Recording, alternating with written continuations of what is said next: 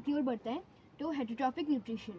तो heterotrophic nutrition ऐसी nutrition है जो कि एनिमल्स और प्लांट्स दोनों परफॉर्म करते हैं। तो एनिमल्स में हम हेटेरोट्रॉफिक न्यूट्रिशन सेकंड चैप्टर में पढ़ेंगे। अभी हम प्लांट्स में हेटेरोट्रॉफिक न्यूट्रिशन पढ़ते हैं। तो न्यूट्रिशन का हमको मतलब पता है, ऐसी प्रोसेस जिसमें ऑर्गेनिज्म फूड को इनटेक करेंगे और उसको अपनी बॉडी में यूटिलाइज करेंगे, तो उस प्रोसेस को बोलेंगे न्यूट्रिशन। तो ऐसी न्यूट्रिशन जिसमें जो प्लांट्स के द्वारा परफॉर्म की जाएगी, जिसमें प्लांट्स अपना खुद का खाना खुद नहीं बना पाएंगे, बल्कि वो फूड के लिए दूसरे प्लांट्स पे डिपेंड होंगे, तो उसको बोलेंगे हेटेरोट्रॉफिक न्यूट्रिशन। तो हेटेरोट्रॉफिक न्यूट्रिशन, हेटेरोट्रॉफिक दो वर्ड से बनी है, हेट्रो और ट्रॉफ। हेट्रो का मतलब होता है अदर और ट्रॉफ का मतलब होता है नरिशमेंट। हमको इसका मतलब पता है, जब प्लांट्स दूसरे प्लांट्स में डिपेंड होकर के अपना नरिशमेंट करेंगे, तो उस टाइप की न्यूट्रिशन को बोलेंगे heterotrophic nutrition. The plants which follow this type of nutrition are called heterotrophs. और जो इस टाइप की न्यूट्रिशन को फॉलो करेंगे उनको बोलेंगे हेटेरोट्रॉफ्स। अब ये वाले प्लांट्स जो होते हैं वो ग्रो करते हैं इनफर्टाइल सॉइल में। तो क्योंकि ये इनफर्टाइल सॉइल में ग्रो करते हैं, तो इनफर्टाइल सॉइल में न्यूट्रिएंट्स का एब्सेंस होता है, जिसकी वजह से इनको प्रॉपर न्यूट्रिएंट्स नहीं मिल पाते। तो ये दूसरे प्लांट्स में डिपेंड होते हैं अपने फूड के लिए। और इन प्लांट्स में क्लोरोफिल का भी एब्सेंस होता है, जिसकी वजह से ये अपना खुद का फूड नहीं बना सकते। हेटेरोट्रॉफ्स को हम 4 कैटेगरीज में क्लासिफाई कर सकते हैं: पैरासाइट्स, सेप्रोट्रॉफ्स, इंसेक्टिवोरस और सिम्बायोटिक्स। सो हेटेरोट्रॉफिक न्यूट्रिशन का सबसे पहला टाइप है पैरासाइट्स। तो पैरासाइट्स फॉलो करेंगे पैरासिटिक न्यूट्रिशन, और इसका एक कॉमन एग्जांपल है कसकटा या अमरबेल। पैरासिटिक न्यूट्रिशन में क्या होगा? पैरासिटिक न्यूट्रिशन एक ऐसी टाइप की न्यूट्रिशन है जिसमें जो प्लांट्स होंगे वो उनमें क्लोरोफिल का एब्सेंस होगा। मतलब हमको पता है कि जो प्लांट्स होते हैं वो फोटोसिंथेसिस के थ्रू क्लोरोफिल की मदद से, जो कि प्लांट्स की सेल में प्रेजेंट होता है, उसकी मदद से ही अपना फूड बनाते हैं। तो क्योंकि इन प्लांट्स में क्लोरोफिल का एब्सेंस होगा, इन प्लांट्स में क्लोरोफिल नहीं होगा, तो इसलिए वो अपना खुद का फूड प्रिपेयर नहीं कर पाएंगे। इसलिए वो दूसरे प्लांट से डिपेंड होंगे अपने फूड के लिए, रेडीमेड फूड के लिए, ठीक है। और उसी फूड से वो अपने न्यूट्रिएंट्स गैदर करेंगे। तो इसका एक कॉमन एग्जांपल है कसकटा। ये येलो ट्यूबुलर स्ट्रक्चर्स होते हैं, मतलब ऐसे स्ट्रक्चर्स जो कि ट्यूब शेप में है और उनका कलर येलो है। Twins around branches in other plants. तो ये जो दूसरे प्लांट्स हैं उनकी ब्रांचेस में लिपटते हैं, ठीक है, और उन प्लांट्स से अपना फूड को गैदर करते हैं। मतलब उन प्लांट्स ने जो फूड बना रखा होगा, रेडीमेड फूड, उसको वो गैदर करते हैं और उससे अपने न्यूट्रिएंट्स लेते हैं। तो इनको ये भी पैरासाइट्स की कैटेगरी में ही आते हैं। और जिस प्लांट में ये लिपटते हैं और अपना फूड जिस प्लांट से लेते हैं, रेडीमेड फूड, तो उन प्लांट्स को बोला जाता है होस्ट, और ये हो जाते हैं पैरासाइट्स। तो अब सेकंड टॉपिक की ओर बढ़ते हैं, इंसेक्टिवोर्स। तो इनको कार्निवोर्स भी कहा जाता है, और ये ऐसी रीजन्स पे ग्रो करते हैं जहाँ पर मडी सॉइल प्रेजेंट होती है, और ह्यूमिड रीजन्स पे ग्रो करते हैं। मडी सॉइल का मतलब ऐसी सॉइल जिसमें वाटर प्रेजेंट होगा। तो ऐसी टाइप की सॉइल में न्यूट्रिएंट्स और मिनरल्स की कमी होती है। तो इन प्लांट्स के पास भी लीव्स जो होती हैं, इसमें क्लोरोफिल प्रेजेंट होता है, जिसकी वजह से ये फोटोसिंथेसिस कैरी आउट करके अपना खुद का फूड बना सकती हैं। पर इनके पास क्लोरोफिल तो होता है, पर जहाँ से ये वाटर लेते हैं वहाँ से ये मिनरल्स और न्यूट्रिएंट्स नहीं ले पाते। तो इसलिए ये अपना खुद का खाना नहीं बना सकते फोटोसिंथेसिस से। तो इसलिए ये इंसेक्ट्स को खा करके अपना न्यूट्रिएंट्स वहाँ से कलेक्ट करते हैं। इनके पास एक स्ट्रॉन्ग डाइजेस्टिव सिस्टम होता है, ताकि जो कि इंसेक्ट्स को इजीली डाइजेस्ट कर सकता है। अब इनके एग्जांपल्स में बढ़ते हैं। पिचर प्लांट, ये एक ऐसा इंसेक्टिवोर प्लांट है जिसकी जो लीफ होती है वो मॉडिफाइड होती है एक पिचर में या एक मटके में। तो ये 2 केसेस में पाए जाते हैं। या तो इन पिचर में हेयर्स प्रेजेंट होंगे जो कि नीचे की ओर फेस कर रहे होंगे, या तो इसके अंदर स्वीट फ्लूइड प्रेजेंट होगा। तो जिस पिचर प्लांट में स्वीट फ्लूइड प्रेजेंट होता है, तो इंसेक्ट्स वहाँ पे अट्रैक्ट होते हैं और इस पिचर पे बैठते हैं। और जब पिचर पे बैठते हैं तो ये इस फ्लूइड में डूबते हैं और इसके द्वारा डाइजेस्ट कर दिए जाते हैं। और जहाँ पे इंटेंगल्ड मतलब हेयर्स प्रेजेंट होते हैं जो कि नीचे की ओर फेस कर रहे होते हैं, तो जब भी उस वाले पिचर प्लांट में इंसेक्ट्स बैठते हैं तो लिड ऊपर से क्लोज हो जाती है और इंसेक्ट्स उन हेयर्स पे फंस जाते हैं, जिसके और वहाँ पर एक डाइजेस्टिव जूस सिक्रीट होता है, जिसकी वजह से वो डाइजेस्ट हो जाता है। फिर सेकंड है ब्लैडर ट्रैप्स। ब्लैडर ट्रैप्स ऐसे इंसेक्टिवोर्स हैं जो कि वाटर में ग्रो करेंगे, और इनकी जो रूट्स होंगी वो वाटर की सरफेस से नीचे प्रेजेंट होंगी, और इनकी जो बॉडी होगी वो वाटर सरफेस से ऊपर। तो इनकी जो रूट्स होगी उनमें ब्लैडर्स या सैक्स प्रेजेंट होंगे जो कि स्पेस प्रोवाइड करेंगे इंसेक्ट्स के लिए बैठने के लिए, और उसमें जब इंसेक्ट बैठेगा तो वो वहाँ पर डाइजेस्ट हो जाएंगे। उसके बाद वीनस फ्लाईट्रैप जो वीनस फ्लाईट्रैप प्लांट होता है, इनकी जो लीव्स होती है वो एक मॉडिफाई होती है एक माउथ में। तो जब भी इंसेक्ट इस पर बैठता है तो वो माउथ लाइक लीफ क्लोज हो जाती है और इंसेक्ट उस पर ट्रैप हो जाता है और उसमें डाइजेस्ट हो जाता है। उसके बाद फ्लाई पेपर ट्रैप ऐसा इंसेक्टिवोर्स है जिसकी लीव्स में स्टिकी फ्लूइड प्रेजेंट होगा। तो जब भी इंसेक्ट उसमें बैठेंगे तो वो उस स्टिकी फ्लूइड में चिपक जाएंगे और उसके द्वारा डाइजेस्ट कर दिए जाएंगे। और इसका एक और टाइप प्रेजेंट होता है जिसमें टेंटिकल्स प्रेजेंट होते हैं उसकी लीफ में, और जब भी इंसेक्ट उसमें बैठते हैं तो वो टेंटिकल्स एक दूसरे पे रोल हो जाते हैं, और इस टेंटिकल्स की जो टिप होती है इसमें एक स्वीट सू प्रेजेंट होता है जो कि एक डाइजेस्टिव जूस होता है। तो वो उसको उस इंसेक्ट को डाइजेस्ट कर देता है। फिर वाटर व्हील ट्रैप्स भी वाटर के अंदर ही पाए जाते हैं, पर ये वीनस फ्लाईट्रैप का काम करते हैं।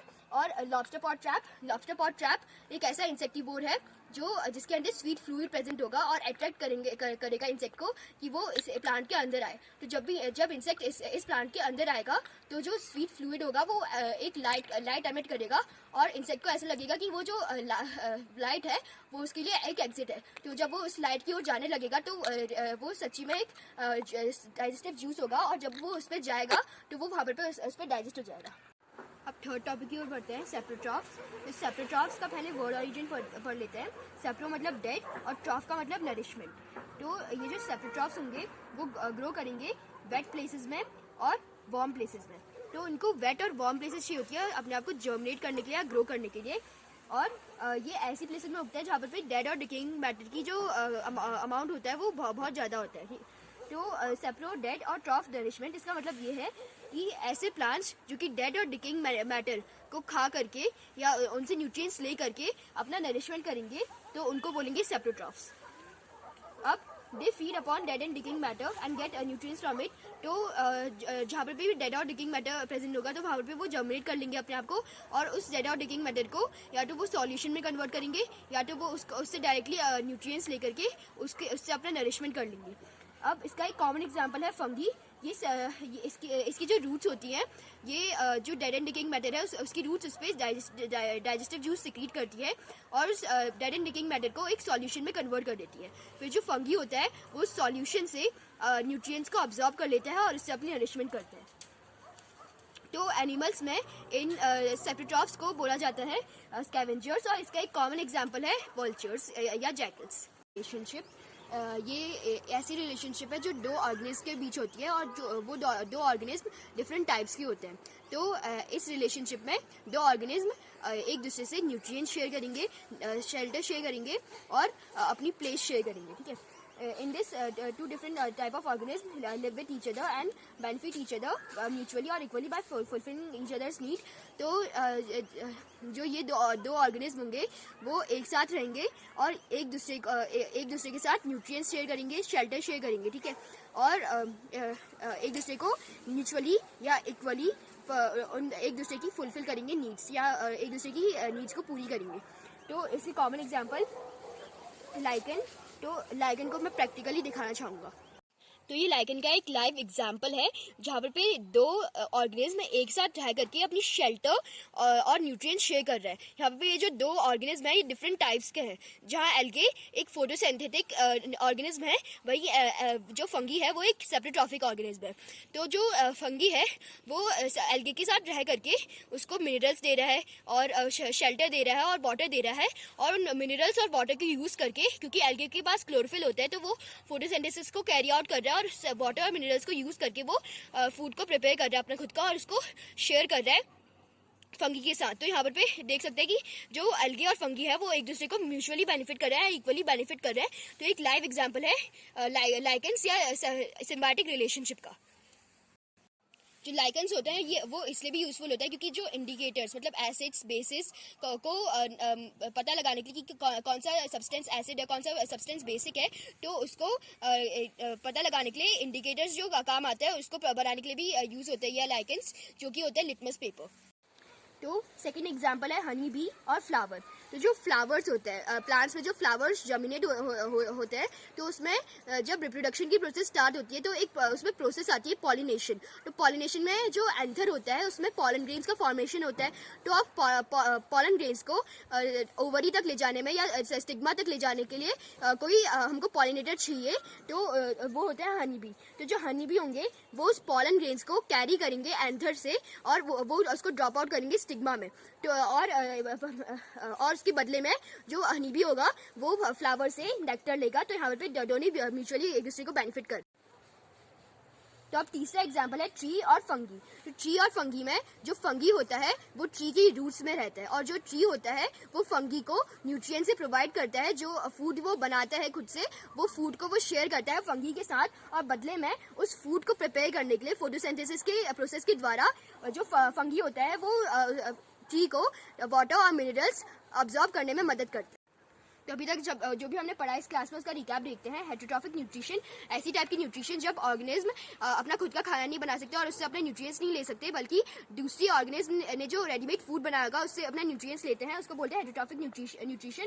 और इसके जो फॉलो करता है उसको बोलते हैं हेटेरोट्रॉफ्स। इसको 4 कैटेगरीज में क्लासीफाई किया गया है। पैरासाइट्स, जो कि उसके ऊपर डिपेंड होंगे अपने न्यूट्रिएंट्स को कलेक्ट करने के लिए, तो उसको बोलेंगे पैरासाइट्स। इंसेक्टिवोर्स, जो कि इंसेक्ट्स को खा करके अपने उससे न्यूट्रिएंट्स लेंगे, तो उसको बोलेंगे इंसेक्टिवोर्स। और सेप्रोट्रॉफ्स, जब डेड और डिकेइंग मैटर के ऊपर जो रहेंगे या उसको जो खाएंगे, तो उसको बोलेंगे सेप्रोट्रॉफ्स। और सिम्बायोटिक रिलेशनशिप, जब 2 ऑर्गेनिज्म एक साथ रहेंगे और अपनी शेल्टर और अपने न्यूट्रिएंट्स को शेयर करेंगे और एक दूसरे को म्यूचुअली बेनिफिट या इक्वली बेनिफिट करेंगे, तो इसको बोलेंगे सिम्बायोटिक रिलेशनशिप। तो हमने लास्ट क्लास में आपको एक क्वेश्चन दिया था, how do plants convert the polluted air release by industry to clean air. तो इसका आंसर ये है कि जो पॉल्यूटेड एयर होती है, जो इंडस्ट्रीज के द्वारा रिलीज की जाती है, उसमें कार्बन डाइऑक्साइड प्रेजेंट होती है। और जो प्लांट्स फोटोसिंथेसिस के द्वारा अपना खाना बनाते हैं, तो फोटोसिंथेसिस में भी वो कार्बन डाइऑक्साइड को ही यूज करते हैं अपना खाना बनाने के लिए। तो जो कार्बन डाइऑक्साइड प्रेजेंट होती है पॉल्यूटेड एयर में, तो उसको वो एब्जॉर्ब करते हैं और उसको यूज करते हैं वो अपना फूड बनाने के लिए, जो कि होता है ग्लूकोज की फॉर्म में। और उसके साथ साथ ही वो कार्बन डाइऑक्साइड को ऑक्सीजन में भी कन्वर्ट कर देते हैं, जो कि एक क्लीन एयर होती है, और उसको वो स्टोमेटा के द्वारा बाहर फेंक देते हैं। दस ये जो पॉल्यूटेड एयर होती है वो प्लांट्स क्लीन एयर में कन्वर्ट कर देते हैं। दूसरा मैकेनिज्म ये होता है कि जो प्लांट्स होता है वो डायरेक्टली, उनके पास एक मैकेनिज्म होता है कि वो स्टोमेटा के द्वारा जो इम्प्योरिटीज होती है पॉल्यूटेड एयर में, उसको अपने अंदर एब्जॉर्ब करते हैं और उसको कन्वर्ट कर देते हैं क्लीन एयर में, या प्योरीफाई कर देते हैं उसको, और उस क्लीन एयर को स्टोमेटा के द्वारा रिलीज कर देते हैं एटमॉस्फेयर में। तो आज का क्वेश्चन ये है कि we humans also rely upon plants for food, so is it possible that we can also be categorised into parasites. तो जैसे हमको पैरासाइट्स पता है कि पैरासाइट्स ऐसे ऑर्गेनिज्म होते हैं कि उसके ऊपर डिपेंडेंट होते हैं अपने रेडीमेड फूड के लिए जो उन्हें बनाया होगा, और उससे फिर वो न्यूट्रिएंट्स कलेक्ट करते हैं। तो ये जो सेम एक्ट है वो हम भी करते हैं, मतलब ह्यूमंस भी, जो प्लांट्स होते हैं उनने जो अपने लिए खाना बनाया होगा उसको भी यूज करते हैं और उससे वो न्यूट्रिएंट्स टेक करते हैं। तो क्या ये पॉसिबल है कि हमको भी पैरासाइट्स की कैटेगरी में क्लासिफाई किया जाए?